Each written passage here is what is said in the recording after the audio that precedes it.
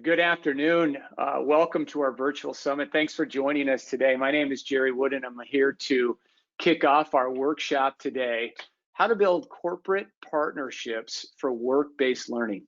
I'm the president of eDynamic, and we're excited to have you with us here today.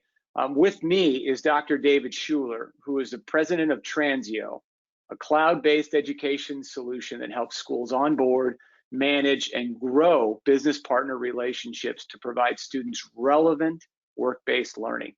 Dr. Schuler is also superintendent in the northwest suburbs of Chicago and was named the Illinois and National Superintendent of the Year in 2018. Just something you do in your spare time, right, Dave? Many of you provided questions when you registered for this workshop, and after the presentation, we're going to do our best to answer those questions for you. We have a tight time window, but we'll do our best. If you have questions as we go along today, you feel free to drop those into the chat section of the GoToWebinar. And when you do that, you'll have a chance for us to grab those from you. If we don't get to them all, don't worry. We're going to do our best to follow up afterwards and get those questions and answers done for you. Dr. Schuler, Dave, we've been friends for a while now. We appreciate you being part of the summit now. I'm going to turn it over and let you take it from here.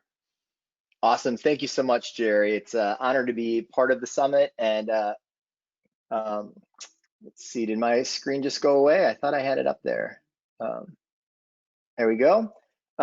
It's an honor to be here, and I'm thrilled to have the time to connect with the 40 plus individuals that are taking the time to talk about this, because it's one thing to build corporate partnerships. It's a whole nother thing to sustain and maintain it. And so, you know, I think engaging in that conversation is in a really intentional way is absolutely critical.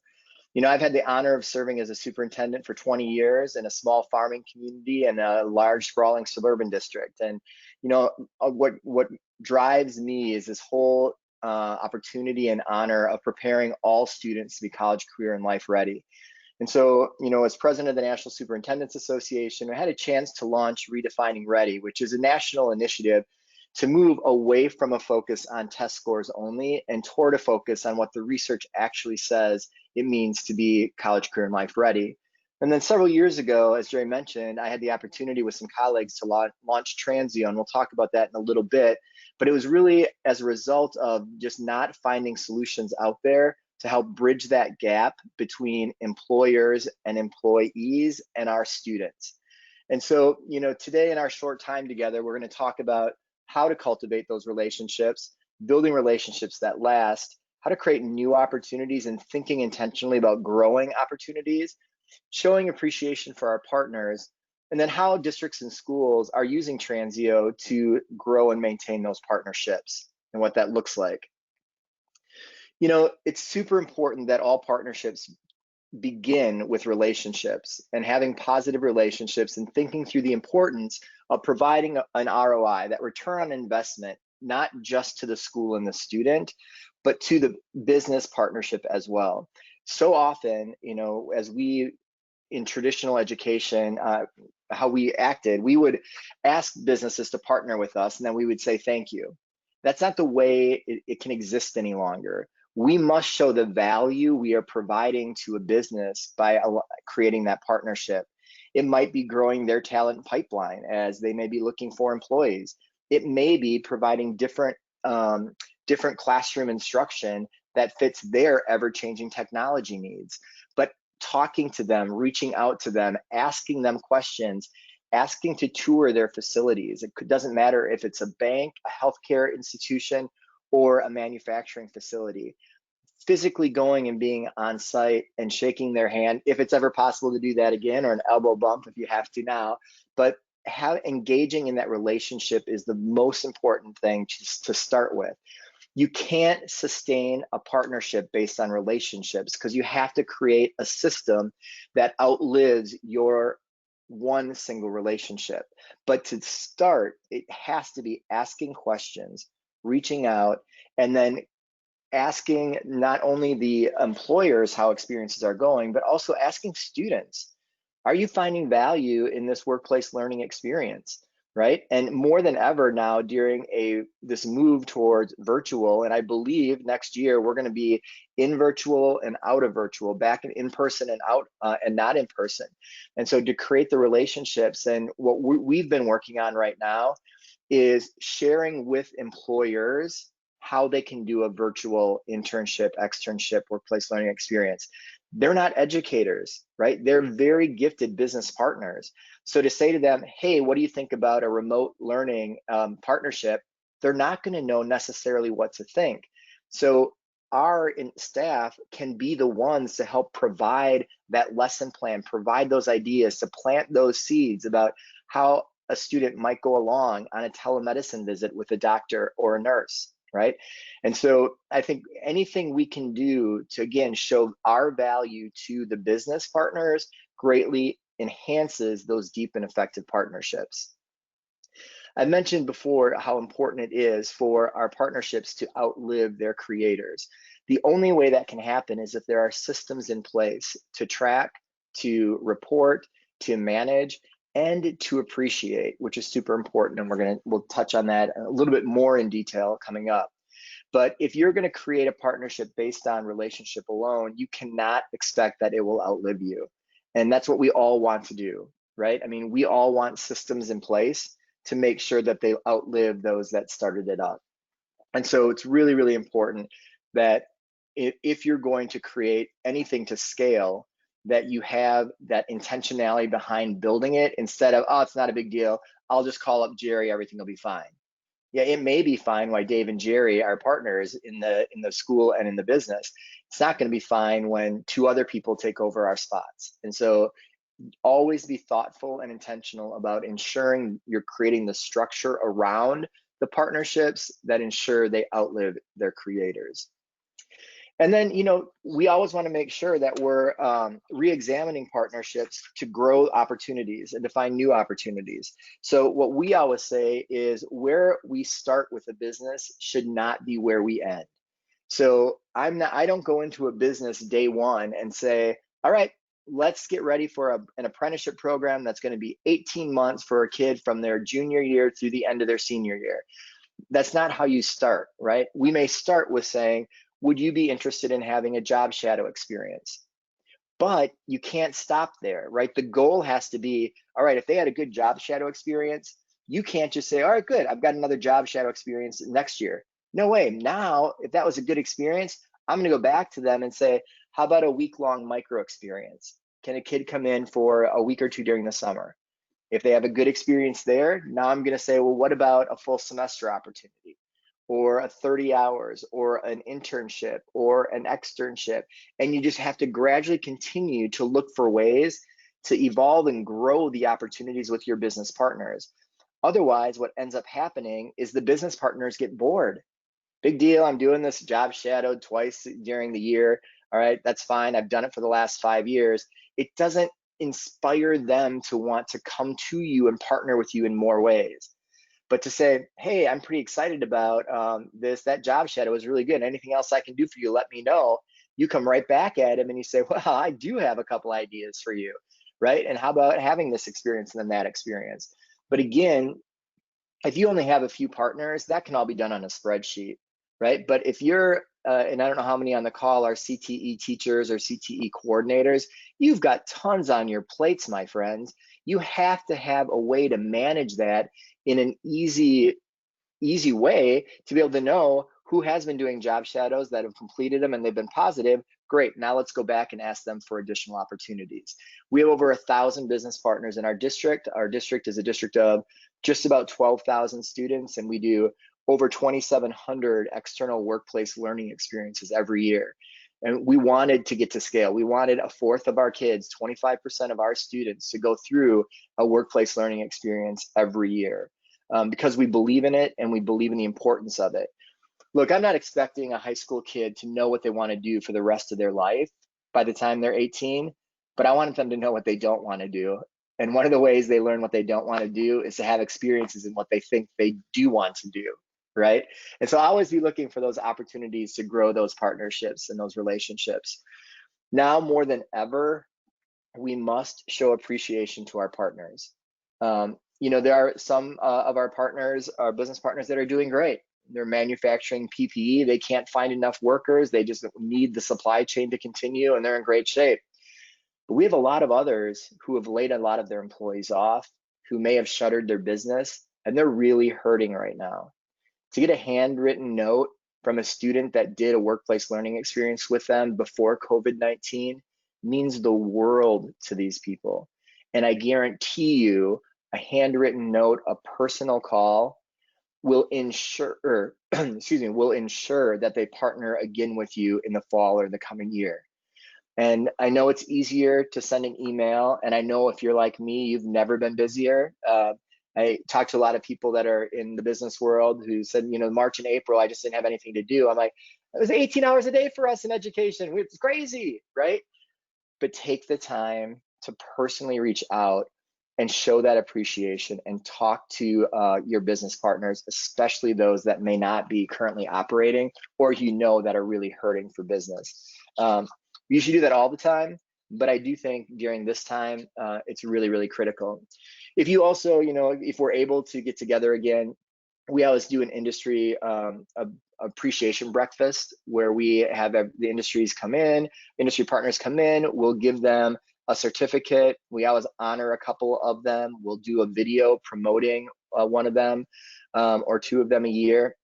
And I'm telling you, those certificates are right behind the cash register at their businesses or right by the front desk if you walk into a dentist's office. That's a partner of ours. They love to demonstrate that appreciation. And don't forget to use social media, right? You tweet out and show off the great things that are going on in partnership. It does two things. One, it helps the business promote themselves, which is free marketing and advertising for them. It also, though, can send a message to their competitors. Oh my goodness, why wasn't I thinking about partnering with the school district? And so it gives you the opportunity to grow your partnerships as well, which is just pretty cool across the board from our perspective. So I mentioned that if you really are interested in taking this to scale, you need some system. It may not be Transio. We believe that it's a high quality work-based learning solution that's really disruptive in a positive way in the education space, because we built it from the lens of teachers and assistant superintendents for curriculum and instruction, superintendents, but most importantly through the student face and the student voice. And so as you think about, and I hope everybody on the call agrees with me, that our students are more than the score they earn on a standardized test. And so if we believe in that, we have to provide experiences for students to tell them that that's valuable for them to have that experience.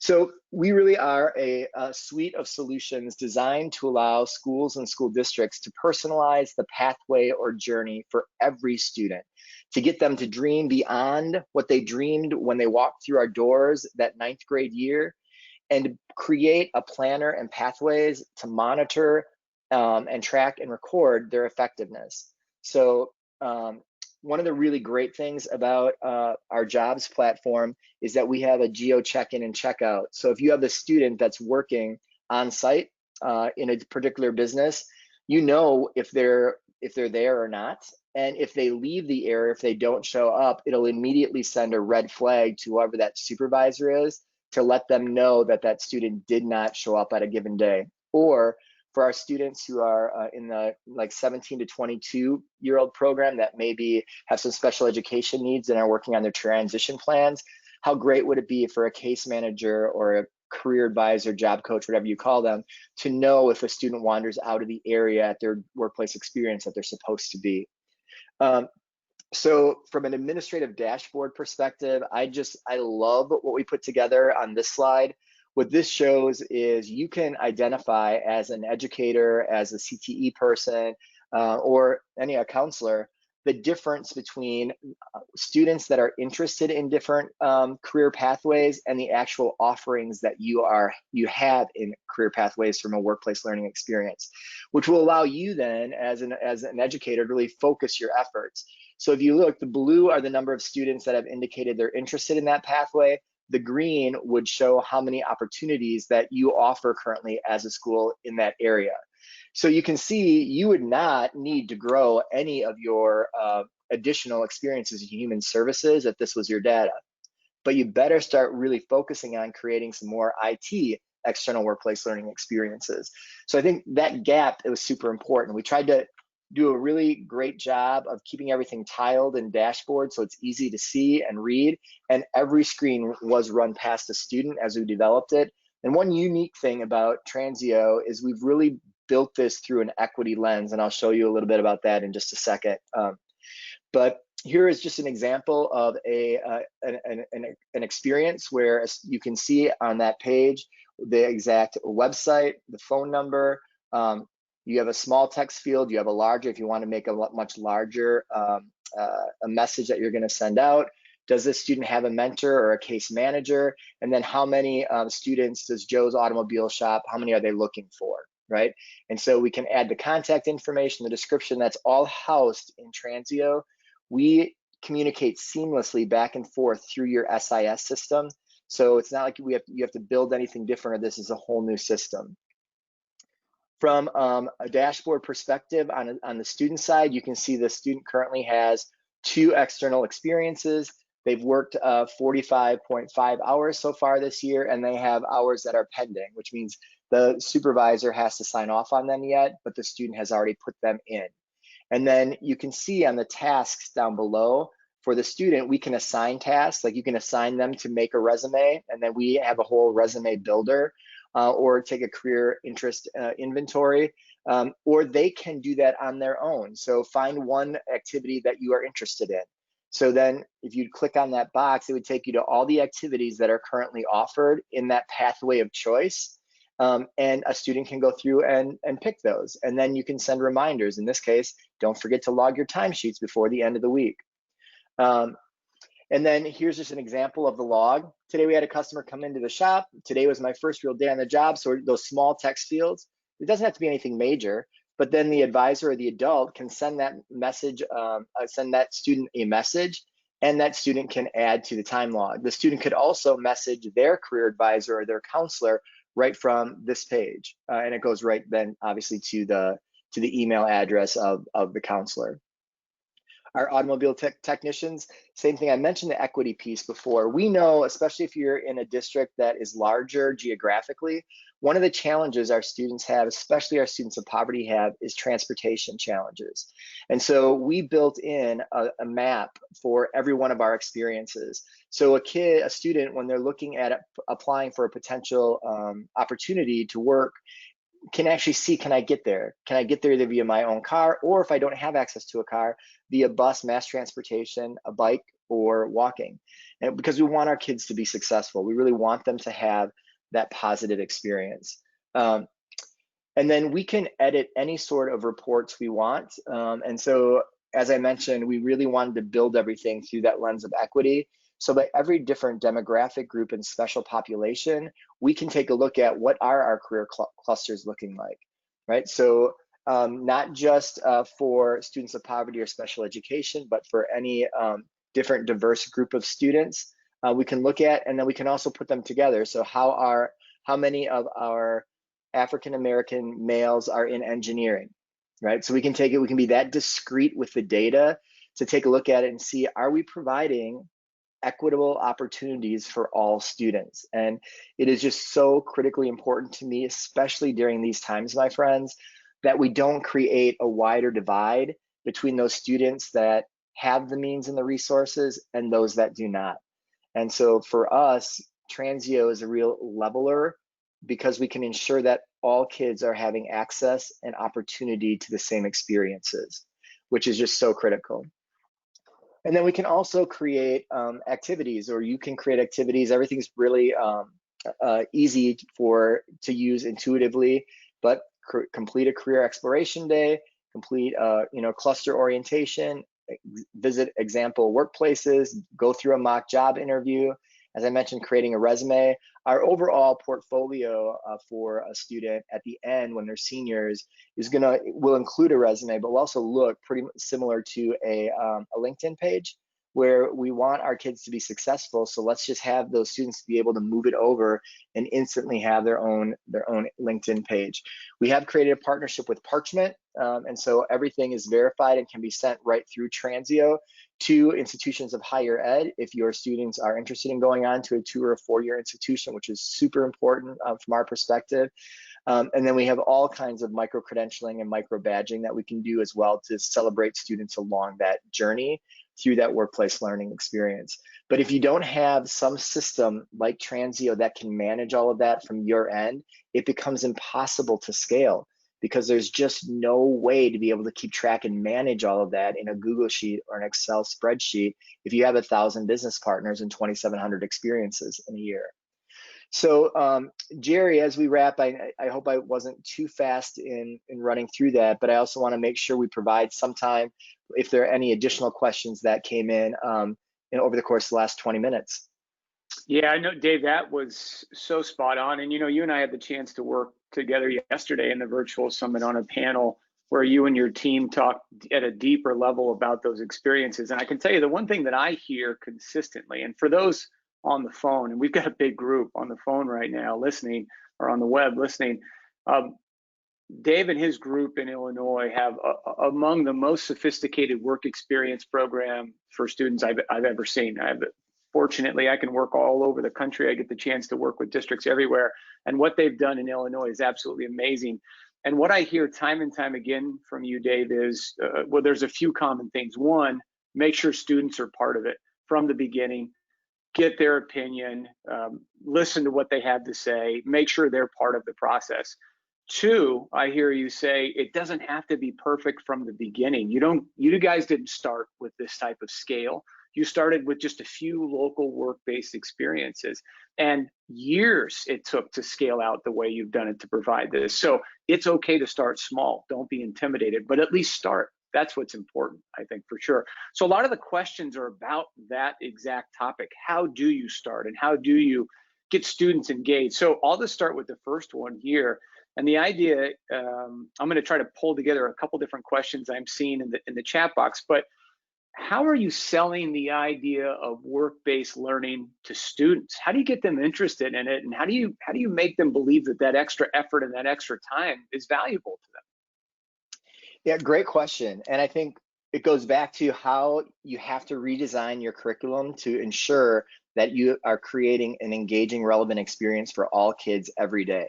And so it took a while to get our staff to get to the point where they understood this is not a CTE only thing, right?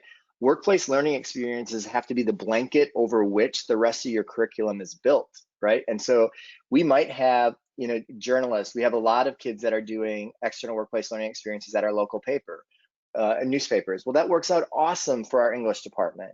We've got some phenomenal experiences that with financial institutions. Well, that's great for our math department. We've got some great partnerships with our local municipalities. Well, that's awesome from a social studies perspective.